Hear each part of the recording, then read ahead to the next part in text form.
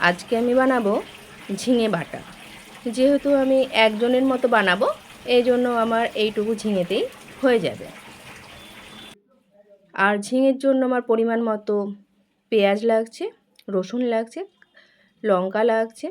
তো আমি প্রথমে ঝিঙেগুলোকে খোসা ছাড়িয়ে ভালোভাবে ঘষে নিয়েছি, রসুনটাকেও ঘষে নিয়েছি, পেঁয়াজটাকে কুচিয়ে কেটে নিয়েছি, লঙ্কাটাকে কেটে নিয়েছি। কড়াইয়ের মধ্যে সর্ষের তেল, কালো জিরে ফোড়নে দিয়েছি।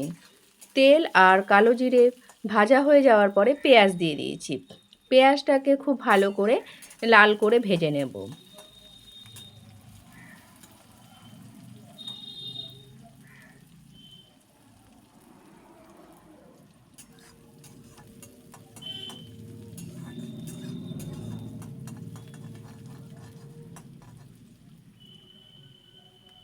পেঁয়াজটা ভাজা হয়ে যাওয়ার পরে আমি দিয়ে দিলাম রসুন।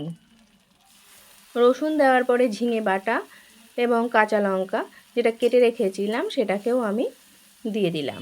এবার ভালোভাবে নাড়াচাড়া করার পরে আমি নুন আর হলুদ দিয়ে দেব, দিয়ে একটু নাড়াচাড়া করে নামিয়ে নেব।